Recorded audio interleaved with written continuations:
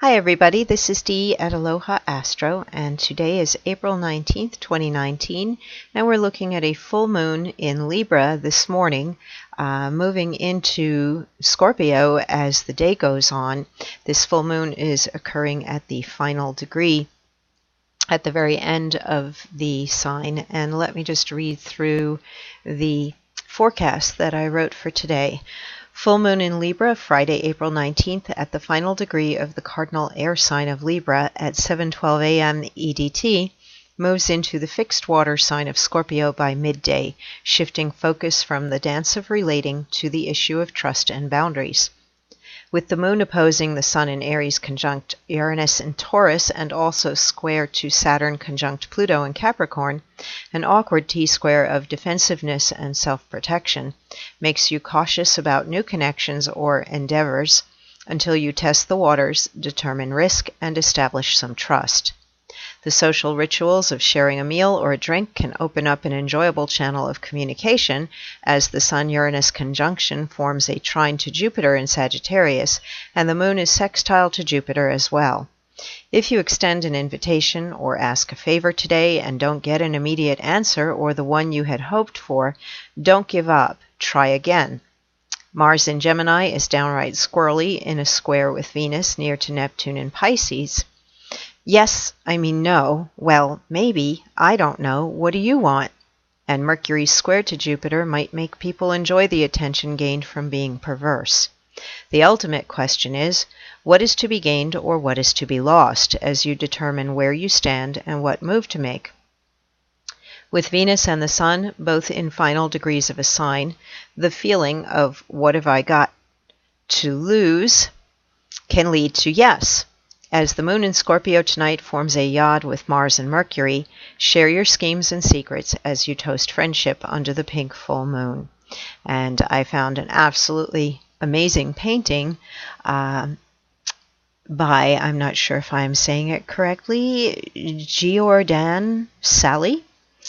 And this is called Full Moon Cheers, and I definitely think an evening spent with friends and getting to know somebody better would be a good use of the full moon energy under that pink full moon. So let's take a look at what's going on over at Planet Watcher. And in case anybody's wondering, my screensaver here, that's a beach on Long Island where I grew up, and I like to see it every day, and it keeps me connected to a feeling of home. And I live in the mountains, so I don't get to go to the beach very often, but every time I boot up my computer, there's the beach, and I walk on it in my mind. So let's take a look at what we have going on here at Planet Watcher at the time of the full moon.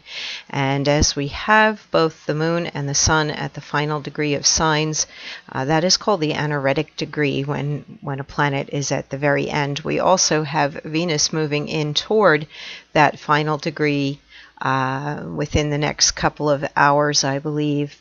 By the end of the day, I think Venus is also going to be at 29 degrees. So there are things turning over, and that feeling of turning over can be very unsettling. There can also be a feeling of last chance toward getting things done or taking some sort of a risk in a decision or a relationship, that it is time to get ready for a change, and it might mean going ahead and jumping in or breaking something off.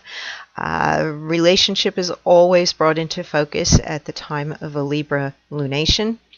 And of course, every month the moon travels through all 12 signs over the course of the month and spends about 2.5 days in each sign. So we find that every month we have a Libra transit. It is just that at this particular month it is emphasized because of the full moon, and things tend to come to a head, or there is culmination or completion at a full moon, and a feeling of wanting to have closure or wanting to wrap things up, wanting to come to a decision before we start looking toward the future. So the cardinal energy is particularly strong with that T-square I mentioned here, and that can produce that tension or that awkwardness and uncertainty as to whether you can trust or not, because maybe you don't have a lot of time established. The passage of time is what creates trust. And if you don't really know somebody and they're new and you haven't had the time to get to know them, then what you may have to do is simply trust that they are appearing friendly, seem as though they are good people, and listen to your instincts, listen to your feelings. We have some strong Taurus energy in here that can show basic instinct, maybe what you have to go off of. And then as the moon moves into Scorpio later in the day, doesn't take much before it actually slips in there. By the time we get to the lunch hour, we're seeing the moon in Scorpio, and then we have that Scorpio-Taurus energy emphasized more so than the Libra-Aries energy. And we are ready to establish some sort of boundary or open up to a greater depth or intimacy, or perhaps if we've weighed the balance of the relationship, or it doesn't have to be a relationship with a person per se, it can be with an employer or an endeavor that you're considering. But if you come to a point of saying, no, this is not what is right for me, then there can be a final breaking away where you can be very fixed and stubborn in what you have decided is your gut instinct or what is best for you. I do feel that there are strong, supportive, friendly aspects that keep things open and would bring good people. Primarily Jupiter is making a good aspect to the moon, and Jupiter is also making a good aspect to the sun, and I think that this is going to make anything new seem good or worth the risk or the chance. I also feel that with Neptune in a sextile to Saturn and Pluto, generally what's good for you is going to last or stick, and what is not good for you will fall away or disintegrate through this square here. So if there are changes, accept them and embrace them as for the better. If somebody moves on, then it's probably for the better, and you're both meant to grow along different paths. Or maybe there's just a timeout, but give some space. And if it's something new, then if it's good for you, it is probably going to stick. And if it is ultimately not going to be in your best interest, then it probably will not continue to grow or manifest, or the conditions around it will change and adapt and adjust so that it does become better for you. I feel like this one sextile here can give a bit of protection. Even if you don't know something, it seems as though the grace of Neptune there knows what is better for you, and if it's meant to be for your higher good or your destiny or your path, this trine between Neptune and loosely Venus as well, they are not quite conjunct. They're just coming out of conjunction as Venus moves forward, but still some influence. And that trine there to the North Node in Cancer, it seems to indicate to me that if it is your destiny, if you're meant to have it, it will come about.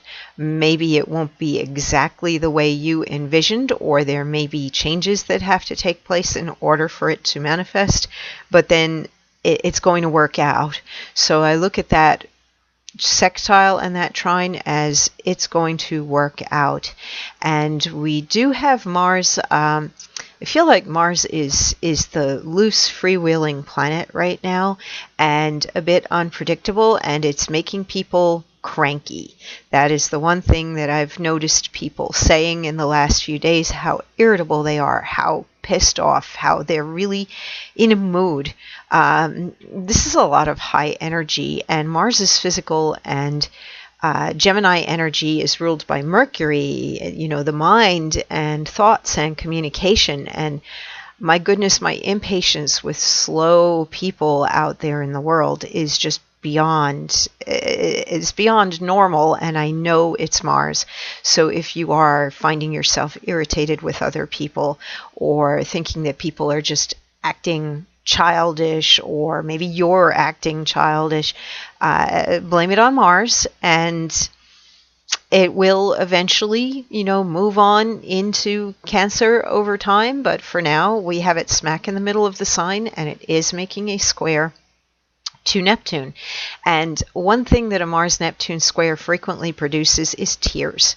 I've found that I can go from feeling quite content, joyful, and happy recently, which can be the Venus-Neptune influence in Pisces. Oh, everything's beautiful, life is wonderful, it's all good. And then that square there to Mars, I cry absurdly over absurd things, or I have old griefs come up, and it feels as if they are fresh and new as I remember, the person or things that they said or times that we spent together. So there can be tears. This can also be sometimes some frustration or disappointment, or in matters of love, maybe forming an attachment or being attracted to somebody, but it may be short-lived, or it may be that there's a strong sexual component and that it might not necessarily be a forever thing. So if you are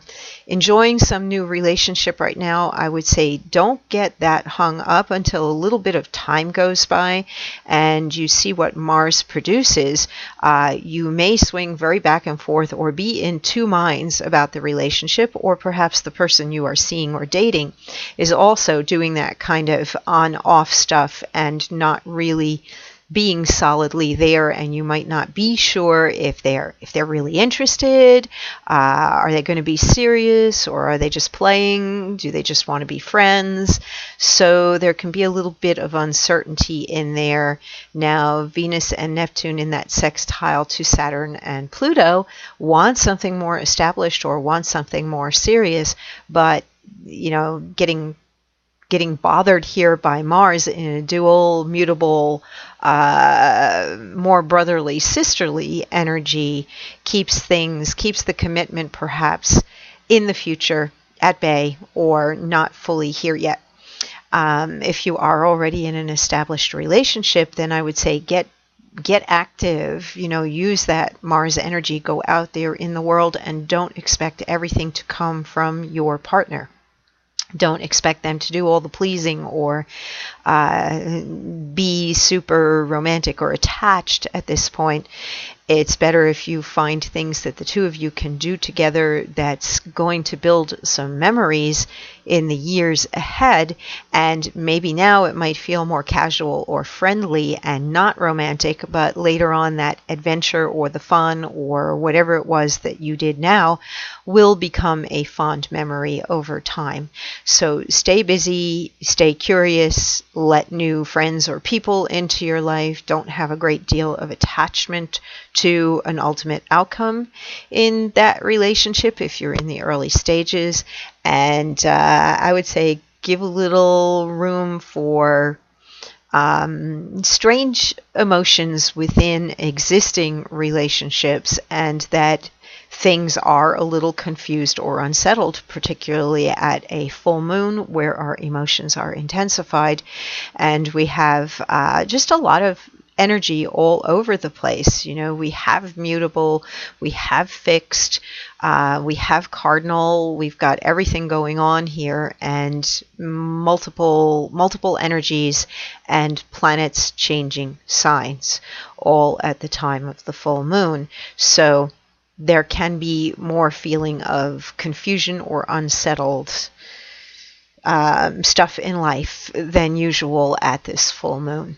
And of course, look to the houses that your lunations are occurring. For instance, here's my chart, and the moon is in my 5th house today, and the sun is in my 11th, and I am actually thinking about being more creative. Like, I've been focusing a lot on Pinterest the last few days and cleaning up my boards and looking at using it more as a means to attract more people and be there for more people. In fact, the thrust of everything right now for me with Mercury and Venus up here at the cusp between my 10th and 11th house is how can I be of service to more people? How can I reach more people?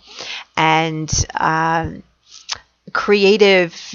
sort of a creative project is underway in my head at this point, but I would like to in some way make things lucrative for existing clients as well. And I am looking at I've done this before where I've looked at various reward programs or incentives, affiliate type of thing to enable clients who refer other people to me to receive money.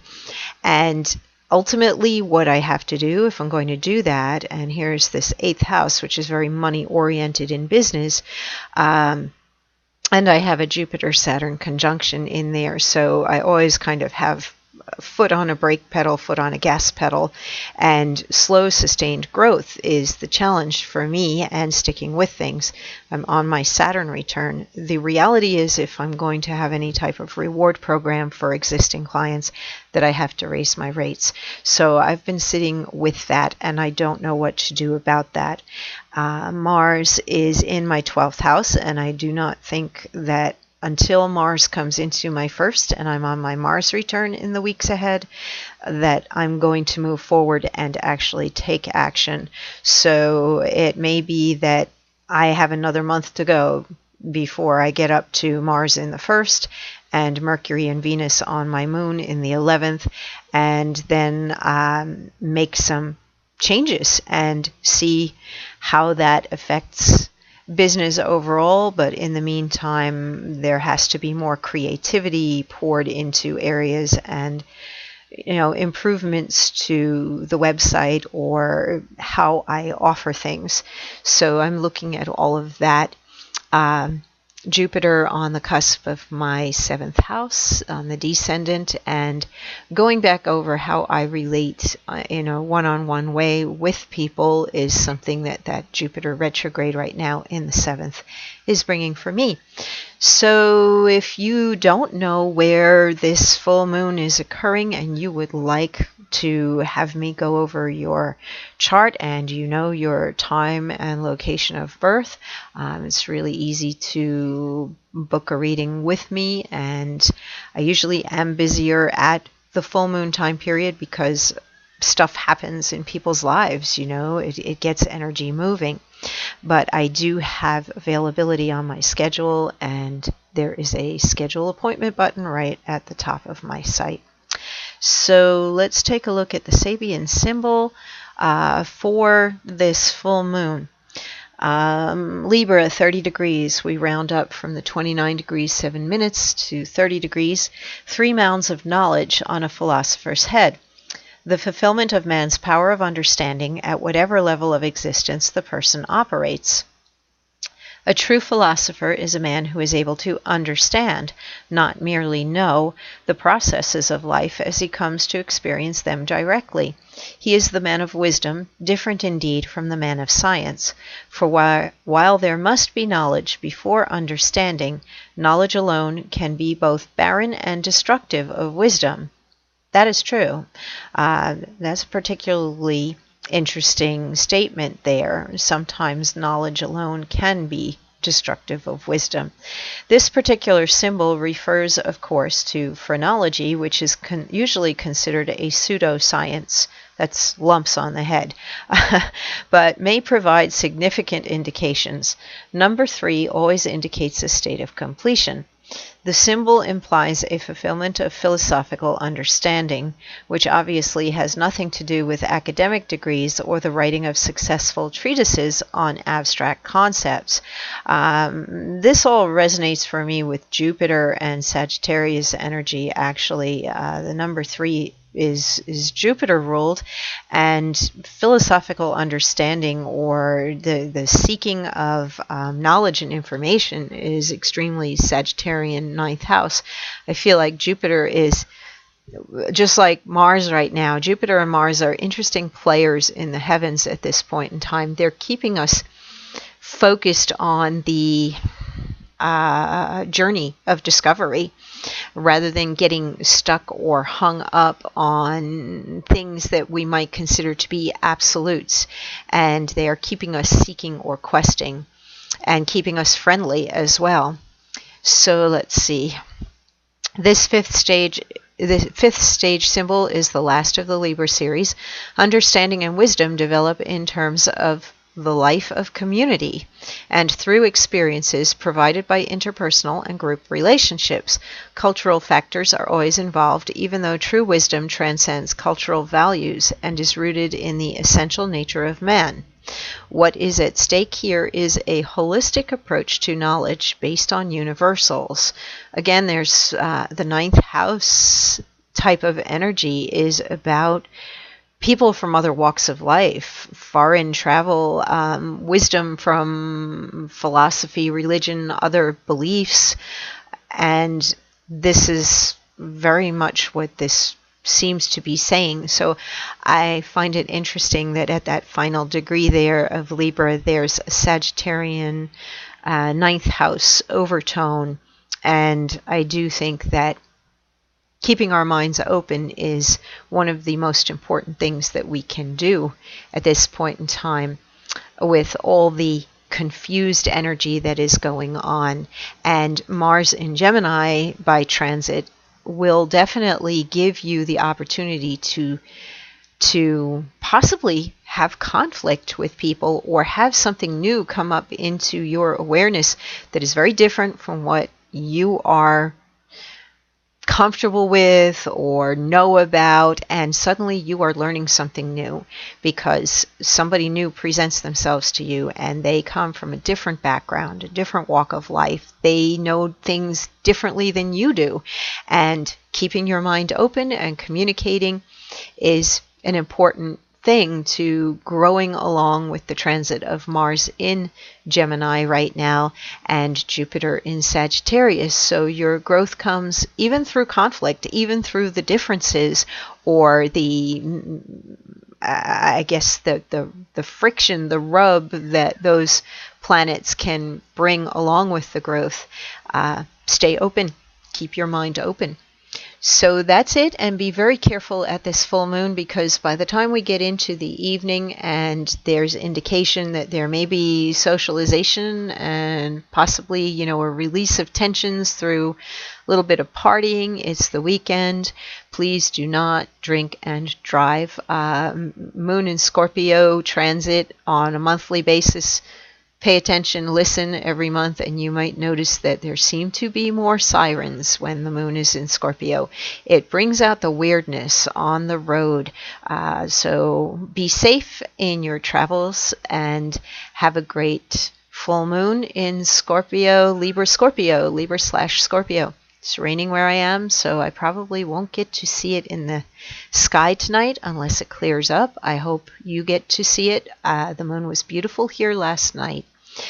Take care, everybody, and thank you very much. I'll talk to you soon.